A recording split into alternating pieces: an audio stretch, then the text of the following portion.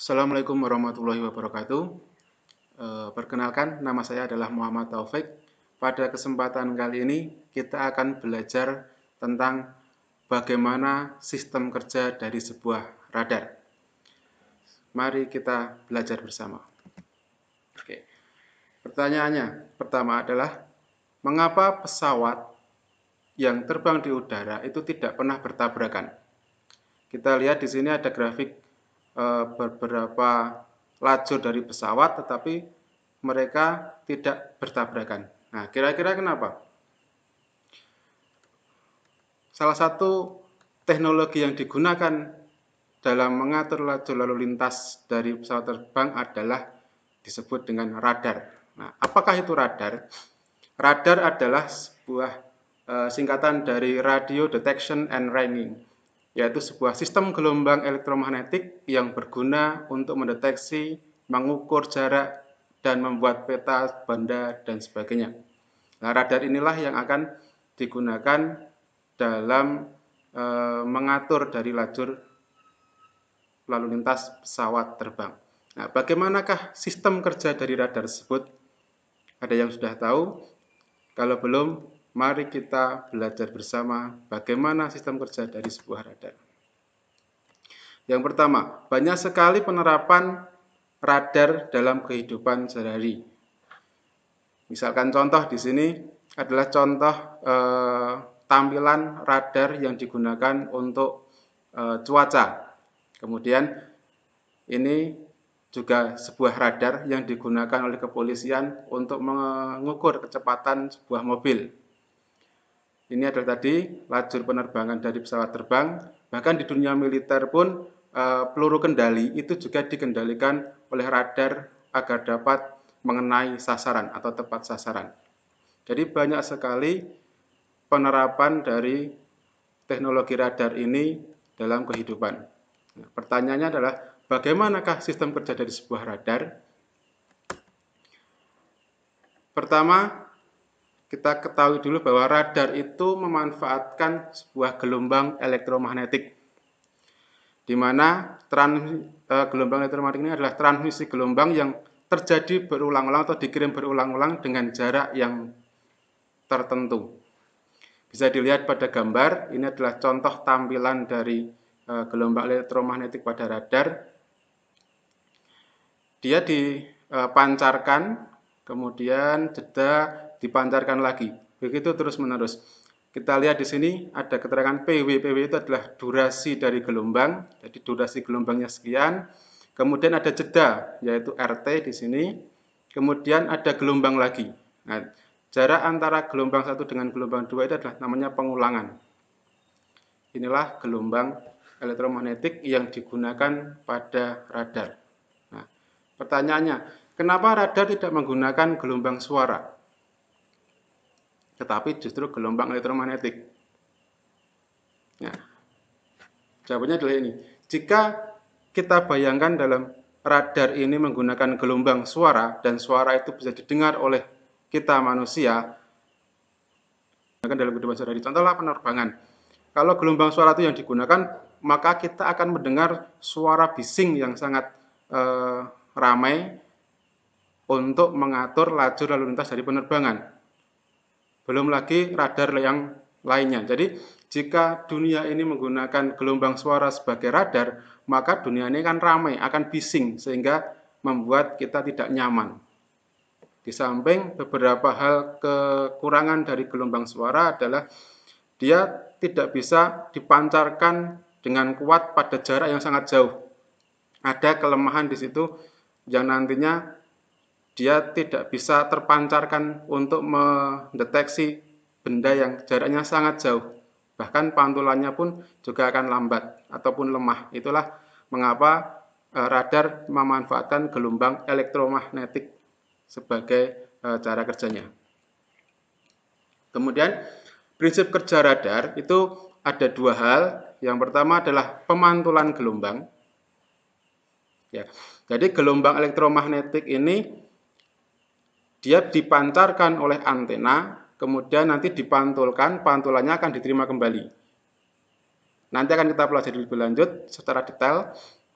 bagaimana kerja radar, tapi pada intinya adalah pertama pemantulan gelombang. Jadi gelombang elektromagnetik yang dipancarkan menabrak atau mengenai sebuah benda, kemudian dipantulkan lagi, kemudian diterima oleh antena.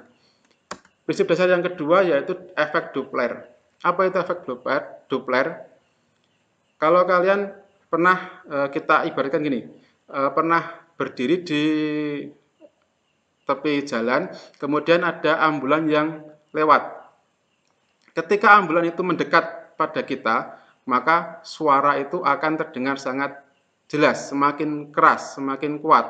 Namun setelah ambulan itu melewati kita dan dia melaju menjauhi kita, maka suara yang terdengar semakin kecil, semakin lambat, sehingga bahkan kita tidak mendengar kembali. Itulah efek Doppler.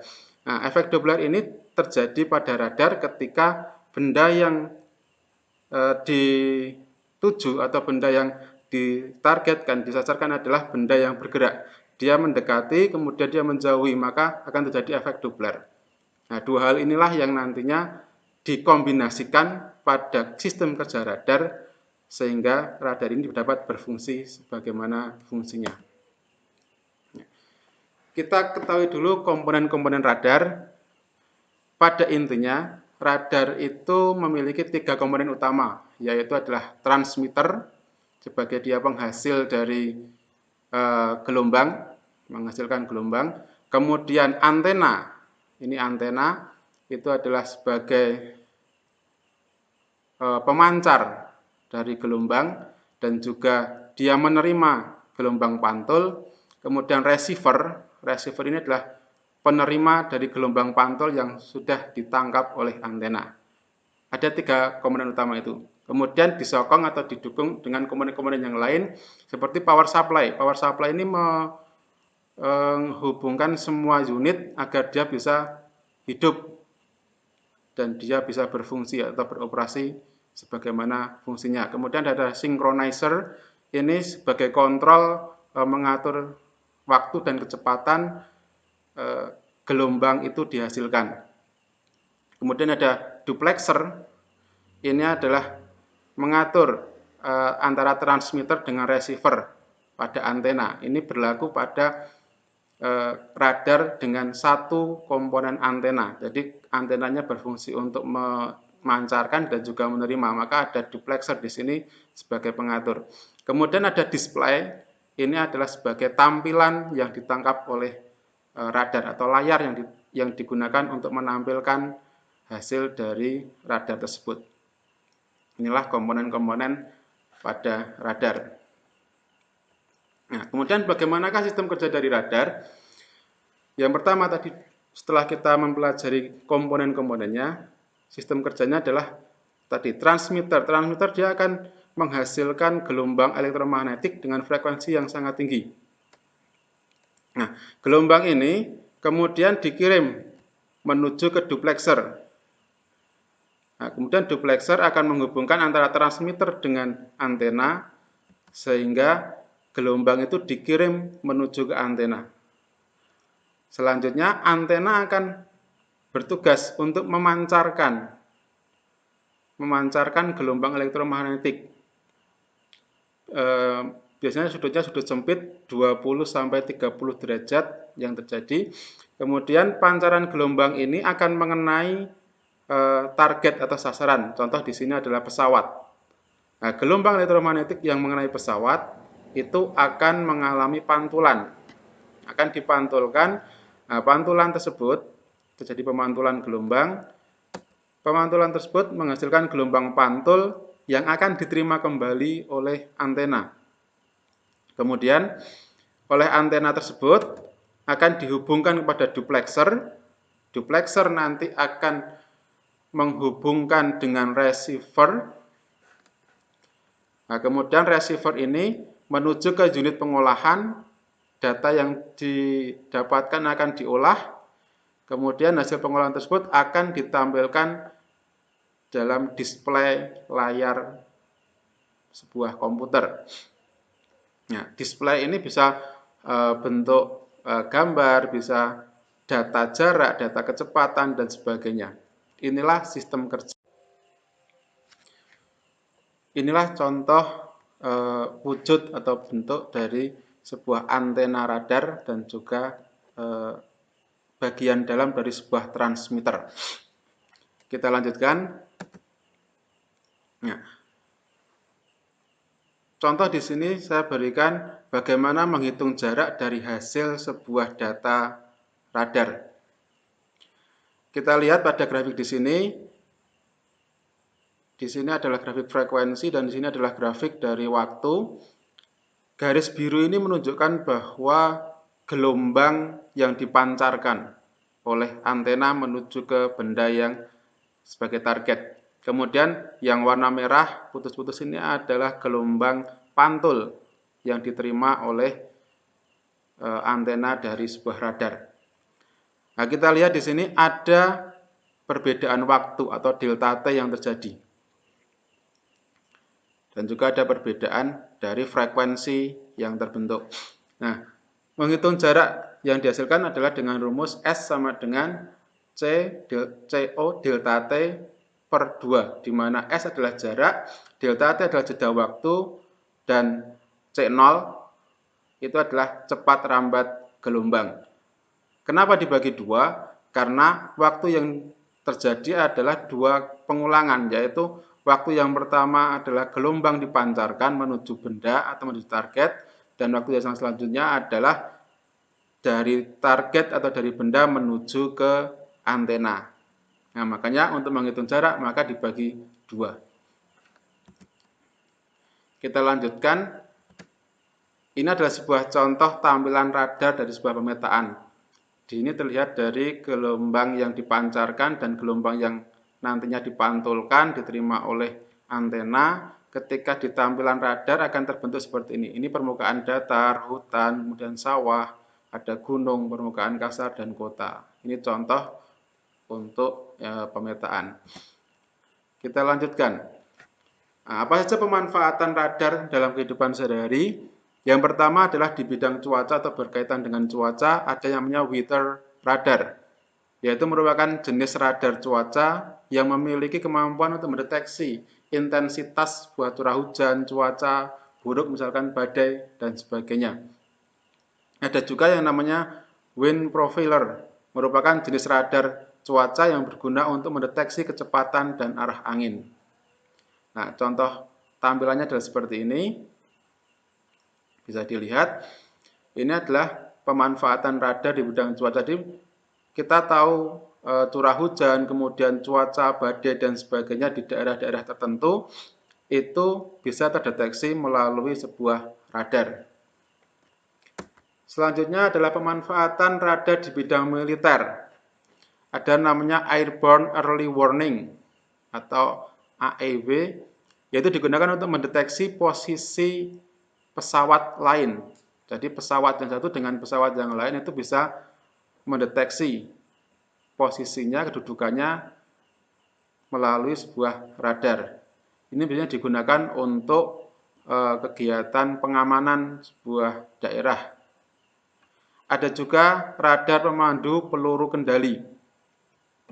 Nah, misalkan ada sebuah pesawat musuh yang melintasi daerah dan dia membahayakan daerah militer, maka bisa ditembakkan peluru.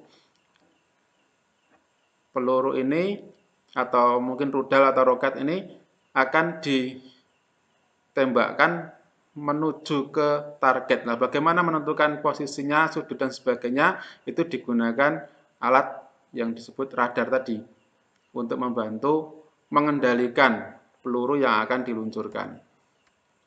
Kemudian di bidang kepolisian, nah ini ada namanya radar gun atau pendeteksi, digunakan untuk mendeteksi kelajuan sebuah kendaraan. Ini biasanya digunakan oleh kepolisian, terutama kepolisian di luar negeri, di mana ada daerah lalu lintas dan dia memiliki batas kecepatan tertentu. Kalau ada pelanggaran, maka akan terjadi penilangan atau diberikan penilangan. Nah, bagaimana polisi tersebut bisa menentukan kecepatan atau kelajuan kendaraan tersebut, yaitu dengan menggunakan radar gun tersebut. Biasanya bisa dipegang oleh polisi, kemudian diarahkan ke mobil yang sedang melaju, atau bisa juga diletakkan di tepi jalan, sehingga nantinya setiap mobil yang melaju akan terekod data yang kecepatan yang atau kelajuan yang terjadi pada mobil tersebut. Nah, ini contoh ilustrasinya dari radar gun memancarkan gelombang elektromagnetik menuju ke sebuah mobil, kemudian dia gelombang ini akan dipantulkan dari mobil yang berwarna merah ini, akan gelombang pantul menuju ke radar gun lagi. Nah, kemudian dari radar gun ini ada layar yang menunjukkan berapa kecepatan dari sebuah mobil tersebut. Kita lanjutkan pemanfaatan radar di bidang pelayaran atau kapal. Biasanya radar diletakkan pada kapal, posisinya di atas. Ini contoh pada kapal pesiar. Nah, tujuannya untuk apa? Dia bisa menentukan posisi kapal di laut yang lepas. Lautnya kan luas. Dengan radar ini dia bisa menentukan posisi kapalnya di mana. Kemudian bisa mengatur jalur perjalanan dari kapal tersebut sehingga tidak terjadi bertabrakan. Bisa juga melihat cuaca di sekitar kapal. Ini adalah contoh tampilan dari layar radar pada bidang pelayaran. Ada kapal, kemudian lajur dan sebagainya. Kita lanjutkan, di dunia penerbangan ada namanya Air Traffic Control, yaitu yang bertugas mengontrol lalu lintas penerbangan. Kita bisa lihat ketika di bandara ada menara pengawas atau pemantau dari penerbangan. Nah, itu digunakan untuk memantau, mengontrol dari lajur lalu lintas penerbangan. Antena digunakan untuk memancarkan gelombang menuju ke pesawat, kemudian pesawat nanti dari gelombang tersebut akan dipantulkan, diterima lagi oleh antena, kemudian diolah datanya di Air Traffic Control sehingga tampak bagaimana lajur dari lalu lintas pesawat tersebut. Ini juga digunakan untuk menentukan atau berkomunikasi antara pihak bandara dengan pesawat atau pilot, kapan mau dia take off dan juga landing. Kesimpulan apa yang dapat kita ambil dari presentasi kali ini adalah, yang pertama, radar itu adalah sebuah sistem gelombang elektromagnetik yang berguna untuk mendeteksi, mengukur jarak, dan juga membuat pemetaan benda seperti pesawat terbang, kendaraan bermotor, dan juga informasi cuaca. Komponen utama radar ada 3. Yang pertama adalah antena, yang kedua transmitter, dan juga receiver. Dibantu dengan komponen-komponen pendukung yang sudah dijelaskan di atas tadi. Prinsip radar ada 3 yang digunakan. Yang pertama adalah radar menggunakan gelombang elektromagnetik. Kemudian terjadi pemantulan gelombang elektromagnetik dari radar menuju ke target. Kemudian target dipantulkan kembali lagi ke radar atau ke antena. Kemudian adanya efek Doppler, di mana ketika benda sumber atau sumber gelombang itu mendekat, maka semakin kuat, ketika menjauh dia akan semakin lemah. Konsep radar adalah mengukur jarak dari radar ke target. Ukuran jarak tersebut didapat dengan cara mengukur waktu yang dibutuhkan gelombang elektromagnetik selama penjelajarannya, mulai dari radar ke target dan kembali lagi menuju ke radar. Kemudian sistem kerja radar, transmitter menghasilkan gelombang elektromagnetik dengan frekuensi tinggi. Kemudian duplexer mengalihkan gelombang menuju ke antena. Antena bertindak sebagai pemancar, mengirimkan pancaran gelombang yang sempit ke udara. Gelombang akan menghantam atau mengenai sebuah benda dan terjadi pemantulan. Antena akan menangkap kembali pantulan gelombang tersebut, terjadi jeda antara transmisi. Kemudian duplexer mengalihkan gelombang yang diterima antena ke unit penerima atau receiver. Kemudian komputer dalam unit penerima memproses gelombang yang dipantulkan dan menggambarkan di layar display dengan data jarak, kecepatan, atau keduanya. Pemanfaatan radar di bidang cuaca ada weather radar dan wind profiler. Kemudian di bidang militer ada AEW dan radar pemandu peluru kendali. Di bidang kepolisian ada radar gun. Di bidang pelayaran yaitu mengatur perjalanan kapal, dan di bidang penerbangan ada air traffic control dan yang merupakan suatu kendali dalam mengatur lalu lintas di udara. Terima kasih. Jika ada salah saya mohon maaf. Mohon komentar, kritik, dan sarannya. Saya akhiri. Bila itu ya. Wassalamualaikum warahmatullahi wabarakatuh.